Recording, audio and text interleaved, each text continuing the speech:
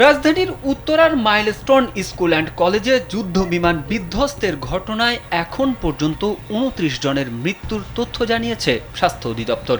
এছাড়া ঢাকার বিভিন্ন হাসপাতালে চিকিৎসাধীন আছে ৬৯ জন। স্বাস্থ্য অধিদপ্তর জানায়, নিহতদের মধ্যে ২২ জনের পরিচয় শনাক্ত করে ইতোমধ্যে তাদের পরিবার ও আত্মীয়দের নিকট হস্তান্তর করা হয়েছে। এছাড়া ৬ জনের মরদেহ সম্মিলিত সামরিক হাসপাতালে এবং অজ্ঞাত পরিচয় একজনের মরদেহ লুবানা জেনারেল হাসপাতাল অ্যান্ড কার্ডিয়াক সেন্টারের মর্গে সংরক্ষিত আছে। মরদেহগুলো তাদের পরিবারের কাছে হস্তান্তরের জন্য ডিএনএ নমুনার পরীক্ষার কার্যক্রম চলমান আছে। তবে মাইলস্টোন স্কুল অ্যান্ড কলেজ কর্তৃপক্ষের দাবি, ৩ ছাত্রী ও ২ অভিভাবকের সন্ধান এখনও মেলেনি।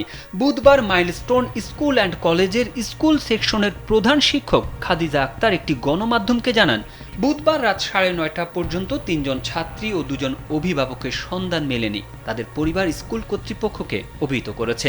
এর আগে যুদ্ধ বিমান বিধ্বস্তের ঘটনায় আহত, নিহত, নিখোঁজ শিক্ষার্থী ও অন্যদের প্রকৃত সংখ্যা নির্ণয় করে নাম ঠিকানা সহ তালিকা তৈরিতে ৬ সদস্যের একটি কমিটি গঠন করেছিল মাইলস্টোন কর্তৃপক্ষ।